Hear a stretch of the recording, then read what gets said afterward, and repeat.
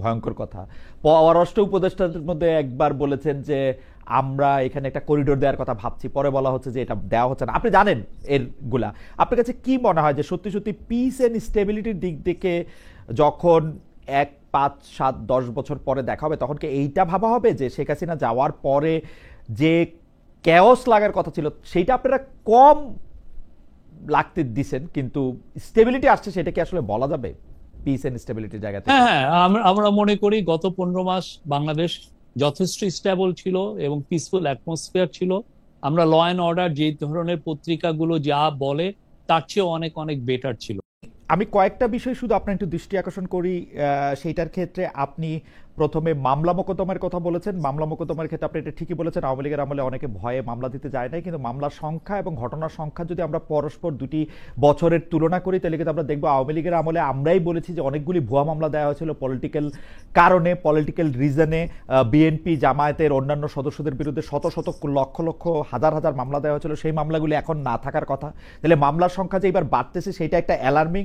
আপনি বলতেছেন যে ওয়ার্ল্ড ব্যাংক এবং আইএমএফ এর রিপোর্টের কথা। ওয়ার্ল্ড ব্যাংক এবং আইএমএফ রিপোর্টের আপনি যে জায়গাগুলি শুনিয়েছেন সেই জায়গাগুলি ছাড়াও আরও অনেকগুলি জায়গা থেকে এগুলি আসলে ব্যাখ্যা করা যায়। খোদ বিনিয়োগ বোর্ডের নির্বাহী চেয়ারম্যান জনাব আশিককেও বারবার বলছেন যে বিনিয়োগ যে বাড়ছে না সেটা পলিটিক্যাল ইনস্টেবিলিটি, এবং এই গভর্নমেন্ট যেহেতু কালকেই একটা স্ট্যাটিস্টিক্স দিয়েছেন যে এই বছর প্রথম 6 মাসে আপনার বিনিয়োগ বেড়েছে 61%। আপনি বিডার ইয়েতে যান, ওদের প্রথম ছয় পেজে মাসের যান, আপনি দেখবেন। প্রথম 6 মাসের এই বিনিয়োগ বাড়াটা একটা স্ট্যাটিস্টিক্যাল জার্গন। এটা নিয়ে আমি আপনার সাথে পরে কথা বলবো। আপনি স্ট্যাটিস্টিক্যাল লোক, আপনি দেখেন এক্সপোর্টের যে ফিগার আপনি বাড়ার কথা আপনি বলেছেন। রিজার্ভের কথা যদি আমি একটা বলি, যে রিজার্ভ আপনি বলছেন আওয়ামী লীগের এত লুটপাটতন্ত্রের এগেনস্টেও আওয়ামী লীগ আসলে $20 বিলিয়ন রিজার্ভ রেখে গিয়েছিল, সেটার থেকে এটা বেড়েছে $6 বিলিয়ন। আপনি যদি পাশাপাশি দেখেন যে আপনি আসলে আপনার ঋণ কতটা বাড়ছে সেইটা আসলে প্র্যাকটিক্যাল কিনা। টাকার দামের ব্যাপারে আপনি বলছেন, টাকার দামের ব্যাপারেও আমি যেটা মার্কেট বেসড হওয়ার জন্য যেটা ক্রাশ করে নাই, তার জন্য পূর্ববর্তী সরকারগুলিরই আপনার কৃতিত্ব দিতে হবে, কারণ এই সরকার অনেক না, বেশি কিছু করছে কিনা আমি এটার আমার না, আই হ্যাভ না, নো টাকা আইডিয়া। টাকা টাকা মার্কেট বেস এই গভর্নমেন্ট করেছে। আর আপনি না না, আওয়ামী লীগের টাকা আমলের মার্কেট বেস ওইটা হচ্ছে। করছে এই গভর্নমেন্ট, কিন্তু হ্যাঁ, হ্যাঁ, কিন্তু হ্যাঁ, আমরা যেই কথাটা টাকার আওয়ামী লীগ এক্সচেঞ্জ। সরকারকে একিউজ করতেছিলাম যে ওরা শত কোটি লক্ষ কোটি টাকা পাচার করতেছে, তো ওরা যখন পাচারটা করতেছে না, এই সরকার যখন আসে, তখন এটা অটোমেটিকলি একটা স্টেবল জায়গায় এটা দাঁড়ানোর কথা। যদি সাংবাদিকদের জায়গা থেকে আমরা ব্যাপারটা দেখি, যে নিরপেক্ষভাবে আমরা যদি বিচার কাজ বা অপরাধমূলক কাজগুলি আইন শৃঙ্খলা বাহিনীর জন্য বা আদালতের জন্য রেখে দেই, তাহলে কিন্তু আমরা দেখব কয়েকদিন আগে একটা প্রেস ক্লাবে আক্রান্ত লোকেরা যখন পুলিশের সাহায্য চেয়েছেন তাদেরকে জেলে পুরে দেওয়া হয়েছে। তাদের মধ্যে একজন সাংবাদিক রয়েছেন, একজন রাজনীতিবিদ রয়েছেন। এটা তো হয়েছে। বাংলাদেশের সাংবাদিকদের বিরুদ্ধে যাদের অভিযোগ করা হয়েছে তাদের 11 মাস, 11.5 মাস, 14 মাস, এখন 14 মাস, রাইট, তাদের জামিন হয় না। এটা তো হয়েছে, তো হইতেছে তো শফিক ভাই। মানে আপনি এখন পরিসংখ্যান এবং মানবাধিকার যদি আলাদা করে রাখেন। সাংবাদিককে কি তার তার সাংবাদিকতার জন্যই কি অ্যারেস্ট হচ্ছে নাকি অন্য বিষয়ে অ্যারেস্ট হচ্ছেন, এটা তো পুলিশ বলবে। পুলিশের সেই ইখতিয়ার আছে এবং পুলিশ এটা নিয়ে অনেক বলছেও। আর কিছু কিছু কেস যেগুলো জামিনের আসছে, যে জামিন পাচ্ছেন না, বা কিছু কিছু ক্ষেত্রে অনেকের এগেনস্টে মার্ডার কেস দিয়েছেন। এবং আবারও বলি, এই কেসগুলো কিন্তু গভর্নমেন্ট দেননি। মার্ডার কেসগুলো বেশিরভাগই ইন্ডিভিজুয়াল যারা ভিকটিম তাদের ফ্যামিলি দিয়েছেন।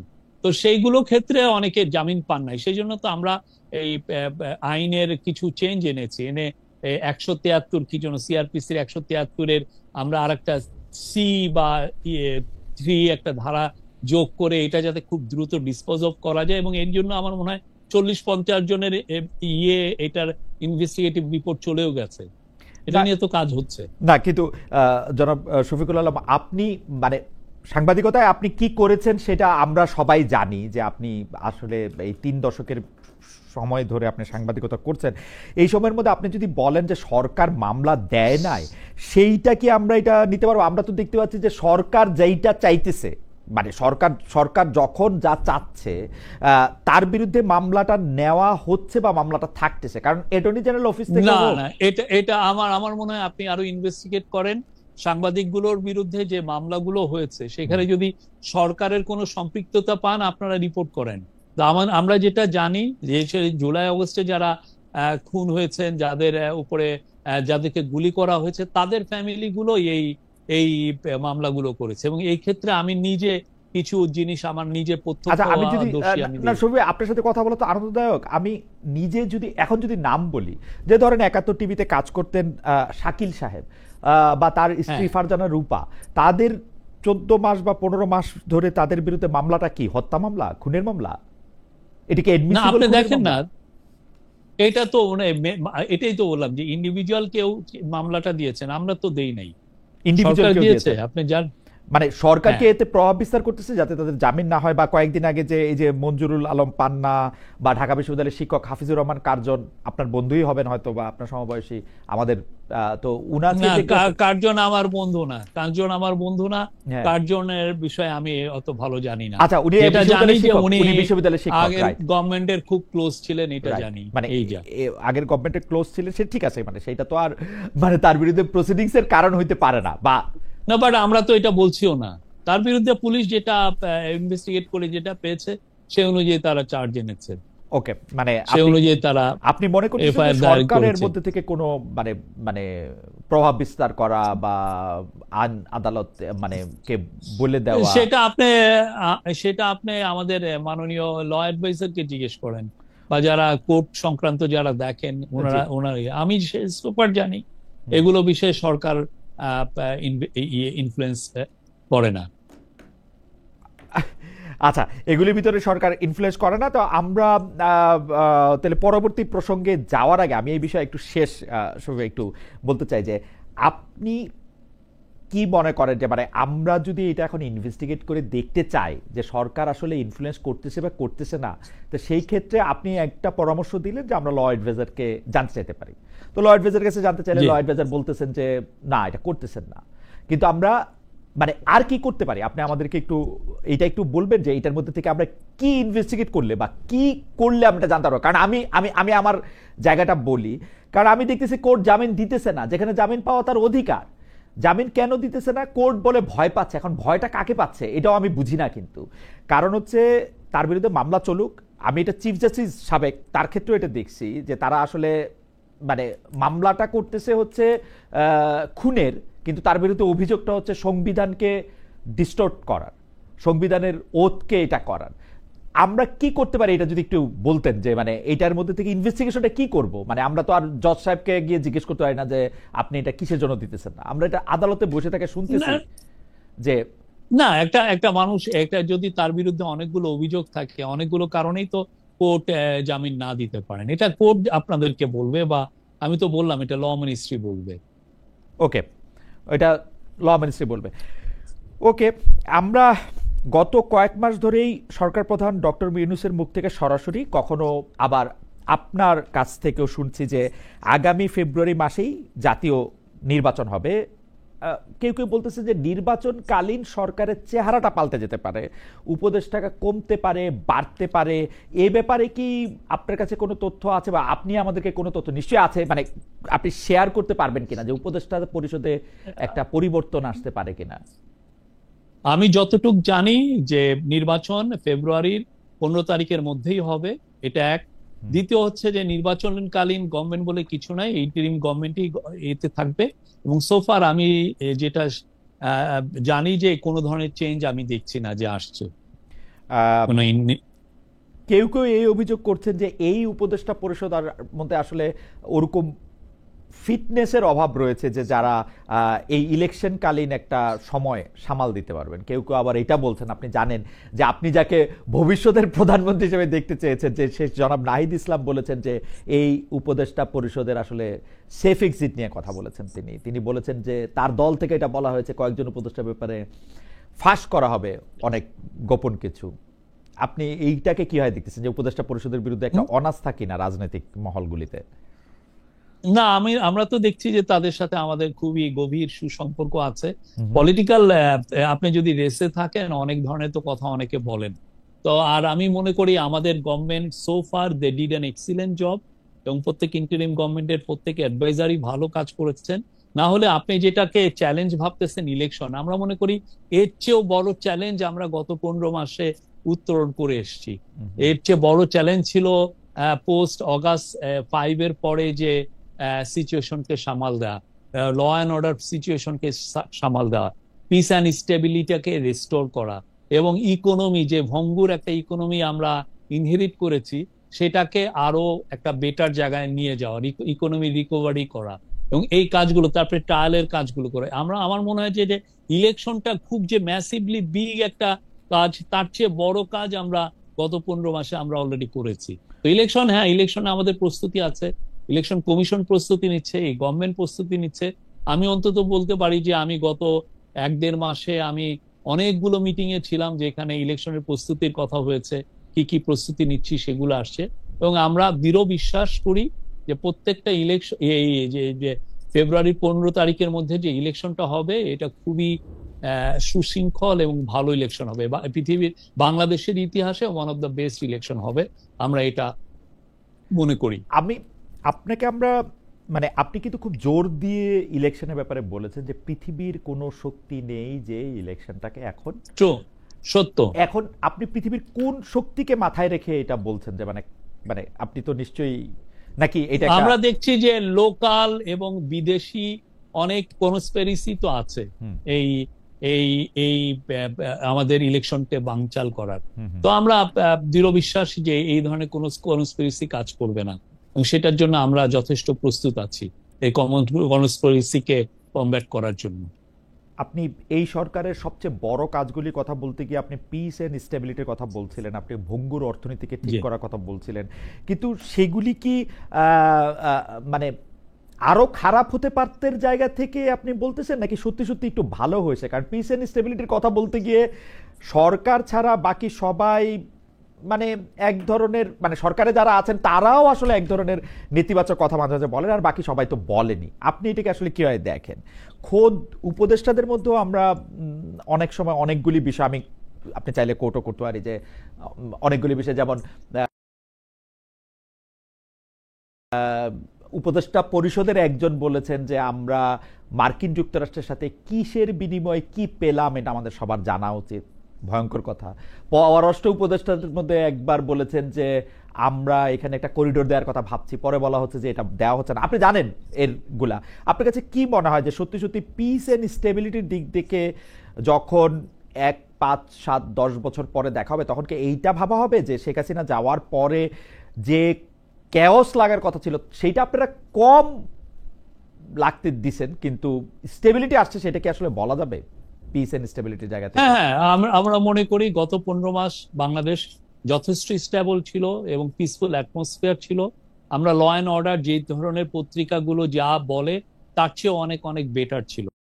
আমরা এই জন্য প্রতিনিয়ত আমরা স্ট্যাটিস্টিক্স দিচ্ছি, ল অ্যান্ড ক্রাইমের ফিগার দিচ্ছি, এবং আমরা আমরা এটা মানে খুবই এভিডেন্ট যে আমাদের সিচুয়েশনটা কোথায় আছে। এবং আমরা গত বছরগুলোর সাথে যখন তুলনা করি, প্রত্যেকটা ক্রাইম, আপনি যদি মার্ডারের ফিগার দেখেন বা অন্যান্য গ্রেভ ক্রাইম, যেগুলো গ্রাভিয়াস ক্রাইম, সেগুলোর ফিগার দেখেন, খুব যে বেশি হেরফের হয়েছে তা না, দু একটা জায়গায় বেড়েছে। ওয়ান অফ দ্য রিজন বাড়ার একটা কারণ হচ্ছে যে এখন কেউ ভয় পাচ্ছে না। আগে তো আওয়ামী লীগের এগেনস্টে কেউ কেসই দিতে পারতেন না। আওয়ামী লীগের এক মেম্বার বা একজন ইউপি চেয়ারম্যান, উনি রেপ করলে ওর এগেনস্টে কেস হয়েছে, আমার তো মনে পড়ে। তো ঠিক তেমনি এই গভর্নমেন্টের সময় সবাই নির্বিঘ্নে তাদের কেসগুলো ফাইল করতে পারছেন, এবং আমরা মনে করি যে পিস এন্ড স্ট্যাবিলিটি ছিল। আর ইকোনমি, যদি আপনি ওয়ার্ল্ড ব্যাংক আর IMF এর রিপোর্ট গুলো পড়েন না, তাহলেই দেখবেন যে ইকোনমি কোথায়। আমরা ইকোনমি, এই যে কোভিড উত্তর যে বাংলাদেশের ইকোনমি এবং হাসিনা যে চুরি চামারির যে ইকোনমি রেখে গেছিলেন, সেই জায়গা থেকে আমরা উত্তরণ করছি। ফলে ওয়ার্ল্ড ব্যাংক এবার বলছে, আপনি এই যে অর্থ বছর শুরু হলো জুলাই মাস থেকে, সেই জুলাই মাস থেকে আগামী বছরের জুনের মধ্যে সে বলতেছে যে আমাদের পোভার্টি রেট কমে আর 2% মতো কমবে। সেটা আবার ওই আগে তো 20%-এর নিচেই ছিল, 20%-এর উপরে উঠেছিল, এটা আবার 20%-এর নিচে নেমে 19%-এ আসবে। আর আপনি এক্সপোর্টের ফিগার দেখেন, গত বছর পুরো একটা বছর এক্সপোর্ট প্রায় 9% বেড়েছে। আপনি রিজার্ভের ফিগার দেখেন, রিজার্ভ ইজ মানে ওয়ার্ল্ড ব্যাংক, এই IMF যেটা বলছে সেটা রেটে 26-27 বিলিয়ন, মানে আমরা 5 মাসের আমার ইম্পোর্টের কস্ট আমার আছে। তারপরে অন্যান্য যেগুলো, আপনি সবচেয়ে যেটা ভয় হচ্ছিল, সবাই এই ভয়টা ছিল যে আমি যদি মার্কেট বেস ডলার আর টাকার এক্সচেঞ্জ রেট করি, টাকা না ক্র্যাশ করে। পাকিস্তানে এরকম হয়েছে, তাদের পাকিস্তান রুপি যেটা ছিল ধরেন 150 এর মতো, সেটা 250-300 চলে গিয়েছিল ওকে, ডলারের এগেনস্টে। আমাদের এখানে আমরা টাকা কে মার্কেট বেস করেছি এবং দেখেন আমাদের আরো টাকা শক্তিশালী হয়েছে, টাকা কমে নাই। তাহলে কি it's a sign, it's a reflection যে আমাদের ইকোনমি আরো বেটার এবং ঘুরে দাঁড়িয়েছে। এবং in the meantime Hasina যেগুলো টাকা যে সমস্ত ঋণ রেখে গিয়েছিল কাতার গ্যাসের কাছে বা শেভরনের কাছে বা মেট লাইফের কাছে, যাদেরকে অনেক কোম্পানিকে তাদের প্রফিট রিপ্যাট্রিয়েট করতে দিন, আপনি ইনভেস্টমেন্ট করলেন এখানে অথচ আপনি প্রফিট আপনার হোম কান্ট্রিতে আপনি পাঠাতে পারছেন না। আমরা সবগুলোর ঋণ আমরা শোধ করেছি, মোর দেন $4 বিলিয়ন। তা আপনি যে আমরা তো এটা দেখা কোয়াইট এভিডেন্ট যে আমাদের ইকোনমি কোথায় যাচ্ছে। আচ্ছা, আমি আমি কয়েকটা বিষয় শুধু আপনার একটু দৃষ্টি আকর্ষণ করি। সেইটার ক্ষেত্রে আপনি প্রথমে মামলা মোকদ্দমার কথা বলেছেন। মামলা মোকদ্দমার ক্ষেত্রে আপনি এটা ঠিকই বলেছেন, আওয়ামী লীগের আমলে অনেকে ভয়ে মামলা দিতে যায় নাই, কিন্তু মামলার সংখ্যা এবং ঘটনার সংখ্যা যদি আমরা পরস্পর দুটি বছরের তুলনা করি তাহলে কিন্তু আমরা দেখবো আওয়ামী লীগের আমলে আমরাই বলেছি যে অনেকগুলি ভুয়া মামলা দেওয়া হয়েছিল পলিটিক্যাল কারণে, পলিটিক্যাল রিজনে। বিএনপি জামায়াতের অন্যান্য সদস্যদের বিরুদ্ধে শত শত লক্ষ লক্ষ হাজার হাজার মামলা দেওয়া হয়েছিল, সেই মামলাগুলি এখন না থাকার কথা। তাহলে মামলার সংখ্যা যে এবার বাড়তেছে সেটা একটা অ্যালার্মিং। আপনি বলতেছেন যে ওয়ার্ল্ড ব্যাংক এবং আইএমএফ এর রিপোর্টের কথা, ওয়ার্ল্ড ব্যাংক এবং আইএমএফ রিপোর্টের আপনি যে জায়গাগুলি শুনিয়েছেন সেই জায়গাগুলি ছাড়াও আরও অনেকগুলি জায়গা থেকে এগুলি আসলে ব্যাখ্যা করা যায়। খোদ বিনিয়োগ বোর্ডের নির্বাহী চেয়ারম্যান জনাব আশিককেও বারবার বলছেন যে বিনিয়োগ যে বাড়ছে না সেটা পলিটিক্যাল ইনস্টেবিলিটি, এবং এই গভর্নমেন্ট যেহেতু কালকেই একটা স্ট্যাটিস্টিক্স দিয়েছেন যে এই বছর প্রথম 6 মাসে আপনার বিনিয়োগ বেড়েছে 61%। আপনি বিডার ইয়েতে যান, ওদের প্রথম 6 মাসের এই বিনিয়োগ বাড়াটা একটা স্ট্যাটিস্টিক্যাল জার্গন। এইটা নিয়ে আমি আপনার সাথে পরে কথা বলবো। আপনি স্ট্যাটিস্টিক্যাল লোক, আপনি দেখেন এক্সপোর্টের যে ফিগার আপনি বাড়ার কথা আপনি বলেছেন। রিজার্ভের কথা যদি আমি একটা বলি, যে রিজার্ভ আপনি বলছেন আওয়ামী লীগের এত লুটপাটতন্ত্রের এগেনস্টেও আওয়ামী লীগ আসলে $20 বিলিয়ন রিজার্ভ রেখে গিয়েছিল, সেটার থেকে এটা বেড়েছে $6 বিলিয়ন। আপনি যদি পাশাপাশি দেখেন যে আপনি আসলে আপনার ঋণ কতটা বাড়ছে সেইটা আসলে প্র্যাকটিক্যাল কিনা। টাকার দামের ব্যাপারে আপনি বলছেন, টাকার দামের ব্যাপারে আমি যেটা মার্কেট বেসড হওয়ার জন্য যেটা ক্রাশ করে নাই তার জন্য পূর্ববর্তী সরকারগুলিরই আপনার কৃতিত্ব দিতে হবে, কারণ এই সরকার অনেক বেশি কিছু করছে কিনা আমি এটার আমার টাকা মার্কেট বেস এই গভর্নমেন্ট করেছে। আর আপনি টাকা মার্কেট বেস করছে এই গভর্নমেন্ট, কিন্তু আমরা যেই কথাটা আওয়ামী লীগ সরকারকে একিউজ করতেছিলাম যে ওরা শত কোটি লক্ষ কোটি টাকা পাচার করতেছে, তো ওরা যখন পাচারটা করতেছে না, এই সরকার যখন আসে তখন এটা অটোমেটিকলি একটা স্টেবল জায়গায় এটা দাঁড়ানোর কথা না। আপনার এটা শুধুমাত্র তো হয় না, এটার জন্য আপনার ব্যাংকিং সেক্টরে রিফর্ম আনতে হয়, আপনাকে ইনফ্লেশনটাকে আপনাকে চেক দিতে হয়, এবং এটা ম্যাক্রো ইকোনমিক স্ট্যাবিলিটি রাখতে হয়। এটা ছাড়া আপনার এটা অনেক সময় এটা ব্যাকফায়ার করে, এবং অনেকে ভয় পায় যে যদি আপনি মার্কেট বেস করেন আপনার টাকা এমন ভ্যালু এত ডিটোরিয়েট করে, পুরো দেখা গেল যে আপনার টাকা এখন 121 টাকা আছে, দেখা গেল 250 টাকা হয়েছে। 250 যদি হয় সে তো এই জায়গাটা আমরা আর আওয়ামী লীগ যে রিজার্ভ সেটা তো একটা জাস্ট একটা ম্যানিপুলেশন। সে আপনার $4-5 বিলিয়ন সে কাউকে দিতেই দেয় নাই। বাংলাদেশে যারা বছর আপনি মেট লাইফে জিজ্ঞেস করেন, যেটা আলিকো ছিল, তারা আপনার 4 বছর ধরে প্রফিট রিপ্যাট্রিয়েট করতে পারে নাই। বাংলাদেশের কোন এয়ারলাইন্স তার প্রফিট রিপ্যাট্রিয়েট করতে পারে নাই। শেভরনের সে $250 মিলিয়ন সে প্রফিট রিপ্যাট্রিয়েট করতে দেয়নি। কাতার গ্যাসের সে টাকা দেয়নি $400 মিলিয়ন মতো। তো এইগুলো তো আমাদেরকে পে করতে হয়েছে, ঠিক না? আমরা এগুলো পে করার পরে আমাদের, এবং আদানির $900 মিলিয়ন মতো রেখে গেছে। আমরা almost every Penney we have মানে পেইড। ঠিক আছে, আপনি একটু যদি আইসিটির মানে আইন আইনানুগের জায়গা থেকে আমি একটু বলি যে আপনি ইন্টারন্যাশনাল ক্রাইম ট্রাইব্যুনালের ওই জায়গা থেকে বা আইন শৃঙ্খলা রক্ষার জায়গা থেকে আপনি এটা একটা বলতেছিলেন যে আইসিটি থেকে আর কোনো ওয়ারেন্ট ইস্যু হবে কিনা সামরিক বাহিনীর সদস্যদের এগেনস্টে, সেটাতে আপনি এটা বলতেছিলেন যে আর হবে না। এখন আমাদের একজন সার্ভিং বিচারক উনি আমাকে এখন মেসেজ পাঠাচ্ছেন যে এইটা বলার এখতিয়ার সরকারের আছে কিনা বা আপনার আছে কিনা। 2, উনি বলতেছেন জামিন দিলে বিচারকদের বিরুদ্ধে শাস্তিমূলক ব্যবস্থা নেওয়া হচ্ছে, যেটা অবশ্য আপনি আগে বলেছেন যেটা আইন মন্ত্রণালয়কে এটা বলা, এটা সরকার করতে পারে কিনা। 3, আরেকজন দর্শক আমাদেরকে এইটা বলতে বলছেন, সবগুলো আপনাকে একসাথেই বলে দিই যে ডক্টর মোহাম্মদ ইউনূস নিউ ইয়র্কে যে ইন্টারভিউ দিয়েছিলেন সেখানে সাংবাদিক মেহেদী হাসানের বক্তব্য সংশোধন করে উনি বলেছিলেন যে ফেব্রুয়ারিতে না, পরবর্তী সরকার না আসা পর্যন্ত তিনি ক্ষমতায় আছেন। কেউ কেউ মনে করছেন যে এইটা কোনো কিছুর একটা ব্যাখ্যা কিনা, আপনি কি একটু বলবেন কিনা প্রথমে আইসিটি এরিয়াটা? জি, আইসিটি আপনি আমার স্টেটমেন্টটা যদি পড়ে দেখেন, আমি যেটা মানে যেহেতু ওই সময় খুব রিউমার আর স্পেকুলেশন হচ্ছিল, আমি কিন্তু ওদের বরাত দিয়ে বলেছি, আমি নিজে বলি নাই। আপনি পুরো এই স্টেটমেন্টটা পড়েন। এই স্টেটমেন্টে আমি আইসিটি যে অফিস, চিফ প্রসিকিউটর অফিসের সাথে কথা বলে ওদের বরাত দিয়ে কথা বলছি, আমার কথা না, এটা ওদের বরাতের কথা। আপনি আবার একটু দেখেন আমার স্টেটমেন্টটা। জি, আপনি বলতেছেন, আপনাকে যেটা উদ্ধৃত করা হয়েছে সেটা অনেকটা এরকম: এই মুহূর্তে সশস্ত্র বাহিনীর আর কোনো কর্মকর্তার বিরুদ্ধে গ্রেপ্তারি পরোয়ানা জারির কোনো পরিকল্পনা নেই। তার মানে হচ্ছে যে এটাই তো আপনার বক্তব্য না? এটার পরের সেন্টেন্সে দেখেন যে আমি ওই যে কোট আনকোটটা দেখেন, আমি ওদের বরাত দিয়ে, আমরা আইসিটির প্রধান প্রসিকিউটরের দপ্তর থেকে জানতে পেরেছি যে এই মুহূর্তে সশস্ত্র বাহিনীর আর কোনো কর্মকর্তার বিরুদ্ধে না। ঠিক আছে, আপনি বলেন তাহলে আমি আমার প্রশ্নটা একটু করব যে হ্যাঁ, আপনি তাদেরকে কোট করতেছেন সশস্ত্র বাহিনীর কর্মকর্তাদের বিরুদ্ধে। আমার প্রশ্ন যে এইটা কিন্তু বাংলাদেশ আইন কানুন থাকলে কিন্তু এটা আইসিটির প্রসিকিউটরের দপ্তর এটা বলতে পারে না আসলে। এখন আইসিটির প্রধান প্রসিকিউটর জিজ্ঞেস করে সে অস্বীকার করবে। Trust you me. আমি তাজুল ইসলাম সাহেবকে যদি জানতে চাই, তাজুল ইসলাম সাহেব তো জানে না এরপরে আর কোনজন এটার মধ্যে আসবে। এটা তো একটা অনগোয়িং প্রসেস, এটা আগামী 50 বছর ধরে থাকবে এই প্রসেস। উনি কেমনে বলবে এটা? এটা মূলত বলা হচ্ছে আপাতত, ঠিক আছে? যে এটা ওই দিন যে স্পেকুলেশন হচ্ছিল, যেই আপনি যদি পুরো ফেসবুক গুলো দেখেন বা আপনি দেখেন, ওইটার জন্য আমরা জানাচ্ছি, ওই দিনের জন্য, এটা ওই দিনের জন্য, রাইট? মানে এই মুহূর্তে আমরা জানাচ্ছি। হ্যাঁ, আপাতত তারা এতজনকে দিয়েছেন। এখন ওরা ভাবছেন যে আগামীকাল আবার হবে, বা অনেক ধরনের স্পেকুলেশন। আর আপনি জানেন তো ফেসবুকে কি ভয়ানক রকমের মানে বট বাহিনী আছে, এইগুলোকে নিয়ে স্পেকুলেট করে। তো সেই জন্য আমরা ওই অফিসের সাথে কথা বলেছি, বলার পরে সেই স্টেটমেন্টটা দেওয়া, এমন কিছু না। আর আপনি যেটা চিফ অ্যাডভাইজারের বিষয় যেটা বললেন, উনি বলেছেন যে এই ফেব্রুয়ারির কথা উনি বলেছেন যে ফেব্রুয়ারিতে যে ইলেকশনটা হবে, হওয়ার পরে যে গভর্নমেন্টটা আসবে তার কাছে ক্ষমতা হস্তান্তর করার সাথে সাথে আমরা আর নাই। এটা এমন না যে আবার পরবর্তীতে কোনো এগুলো না, জাস্ট এটা ফেব্রুয়ারি জেনারেল ইলেকশনের সাথে সাথে যে গভর্নমেন্ট টেক ওভার করবে তার কাছেই তো আমরা আমাদের ক্ষমতা, এই ইন্টারিম গভর্নমেন্ট তার ক্ষমতা হস্তান্তর করবে, করে there no more.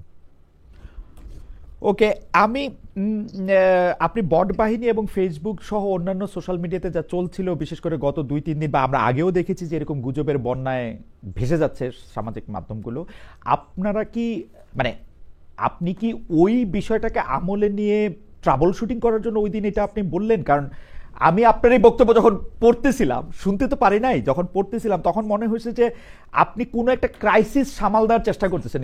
Was there any crisis on that moment of time? না, একটা জিনিস তো বাংলাদেশে এগুলো হলে যেটা হয় যে প্রচুর ধরনের অপতথ্য ইয়েতে আসে, অনলাইনে আসে। তো সেটা অপতথ্যকে আমাদেরকে কমব্যাট করা, তো এটা আমাদের একটা রোল। সে কাজটাই আমরা করেছি। যে অপতথ্য ছিল ফেসবুকে, সেটাকেই আমরা কমব্যাট করেছি। মানে মোটামুটি ভাবে অপতথ্যটার এগেইনস্টে যাতে সরকারের অবস্থানটা সামনে আসে বা সত্য অবস্থানটা সামনে আসে, সেই জন্য আপনি এটা বলছেন। আচ্ছা, সত্যি সত্যি কি সরকার প্রধান এবং সেনা প্রধানের মধ্যে একটা টেনশন আছে? মানে কেউ কেউ এটা দেখতেছেন যে আমি আমি আমি যদি খুব স্পেসিফিকলি বলি যে 30 জন সামরিক কর্মকর্তার বিরুদ্ধে আইসিটির যে অভিযোগটা 1 বছর পরে যেটা আসলো, সেইটা আসলে সরকার এবং সেনার বাহিনীর মধ্যে, ডক্টর ইউনূস এবং জেনারেল ওয়াকারের মধ্যে একটা টানাপোড়েনের ইঙ্গিত দেয়। বিষয়টা কি আসলে সেরকম কিছু?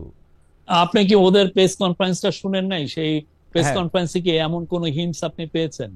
কথা যেটা হয়েছে সেটা হচ্ছে যে আমরা যেটা প্র্যাকটিক্যাল লাইফে যেটা দেখছি ডে টু ডে, আমরা এই ধরনের কোনো মানে টানাপোড়েন আমি অন্তত দেখি নাই। যেটা আমরা দেখছি সেটা হচ্ছে যে এই যে এই টানাপোড়েনের এই গল্পগুলো বলে অনেকে অনলাইনে কিছু ভিউ জোগাড় করেন। আপনি যদি কিছু অনলাইনে দেখবেন যে প্রো আওয়ামী লীগ যারা বলবো যে তথাকথিত সিনিয়র সাংবাদিক বা আর কিছু কিছু আছেন যারা প্রতিদিনই পারলে কু করান, প্রতিদিনই পারলে তারা আর্মির মধ্যে টেনশন আনেন। এগুলো তো আসলে খুবই, এবং এটা ওরা যেটা হচ্ছে যে বাংলাদেশে যে এখন ফ্রিডম অফ স্পিচ এবং ফ্রিডম অফ প্রেসটা আছে সেটাকে ওনারা যথেচ্ছা ব্যবহার করছেন, অ্যাবিউজ করছেন। এটা কোনো দেশ এটা অ্যালাউ করে না। না, মনে করেন যারা প্রতিদিন কু করতে চাচ্ছেন বা প্রতিদিন কু করাচ্ছেন বা মানে তারা তো সবাই আসলে এন্টি আওয়ামী লীগের না, বরং বড় একটা অংশ, সরি প্রো আওয়ামী লীগের না, তারা বড় একটা অংশই এন্টি আওয়ামী লীগের। তারা এই সরকারকে ওন করেন, তারা এই সরকারকে মানে আওয়ামী লীগের বিরুদ্ধে বিপ্লবে বিশাল ভূমিকা রেখেছেন। তো তাদের ইয়েটাকে তো যারা ভোক্তা আছেন, দর্শক আছেন, তারা খুব উড়িয়েও দিতে পারেন না। মানে কিছু কি ঘটতেছে আমি আসলে? বলছি মোস্ট অফ দেম, আমি আচ্ছা, বলেছি মোস্ট অফ দেম আর এই এই আওয়ামী বট বাহিনীর মেম্বার কিন্তু অনেকে প্রচুর। আমরা তো এদের, আপনি যদি আছে সিরিয়াসলি যদি আপনি হুম, ইউটিউব সার্চ দেন হুম, দেখবেন এক একজনের এই এই সংক্রান্ত বোধহয় 10-15টা ভিডিও আপনি পাবেন এক একজনের। কিন্তু আনফরচুনেট মানে এটা, কিন্তু কু মানে হচ্ছে, আপনি কু কোন, কু হচ্ছে এই সবচেয়ে কু হচ্ছে বা সামরিক বাহিনীর মধ্যে একটা বড় গন্ডগোল হচ্ছে, সেইটা কিন্তু যারা আওয়ামী লীগের বিরোধী বড় ইনফ্লুয়েন্সার আছেন তারাই করতেছেন শফিক ভাই, বা তারা আপনি বলছেন। অনেকে, আপনি আমার মনে হয় শুধুমাত্র একটা দুইজনের কথা বলছেন। কিন্তু তারা আমি তো তারা দেখছি তো যে বড় পুরো ইনফ্লুয়েন্সার, ছোট ছোট মানে যারা করতেছেন তাদের কথা আমি হয়তো। আপনার অনেক, আমি মোস্ট অফ দেম আমি ওইটা বলেছি, আপনি দেখেন। আচ্ছা, মোস্ট অফ দেম, আচ্ছা আপনি তাদের সংখ্যার মধ্যে আপনি বলতেছেন। ওকে, আমি আরেকটা প্রসঙ্গে আসি, সেটা হচ্ছে যে এই আওয়ামী লীগ নেতা, সাবেক এমপি, সাবেক মন্ত্রী জনাব সাবের হোসেন চৌধুরীর সাথে ঢাকার পশ্চিম মানে 3 কূটনীতিক মানে ঢাকায় অবস্থানরত 3 বিদেশি রাষ্ট্রের রাষ্ট্রদূতরা বৈঠক করেছেন, এবং সেই বৈঠক একটা বিশেষ উদ্দেশ্য নেওয়া হইতেছে এরকম বলা হচ্ছে। আপনার কাছ থেকে একটু আমরা শুনি যে মানে অনেকে বলছেন যে এর মাধ্যমে একটা ভালো আওয়ামী লীগ তৈরি করে আওয়ামী লীগের একটা প্রত্যাবর্তনের রাস্তা সুগম করা হচ্ছে। আপনি কিভাবে দেখতেছেন এটা? না, আমার এই বিষয়ে জানা নাই। ওনারা যেটা আমাদের ফরেন অ্যাডভাইজার বলেছেন, আমি সেখানেই আছি যে ওনারা ওনাদের মতো তার সাথে দেখা করেছেন। এই একটা প্রাইভেট সিটিজেন, তার সাথে তারা দেখা করতেই পারেন। আচ্ছা, এইটাকে আপনি প্রাইভেট সিটিজেনের সাথে দেখা করার চেয়ে বেশি আপনি বলতে চান না? হ্যাঁ, আচ্ছা শফিক না ভাই, না, এটা এমন কিছু তো না, আচ্ছা শফিক এমন ভাই, কিছু না। আর আওয়ামী লীগ, জি বলেন।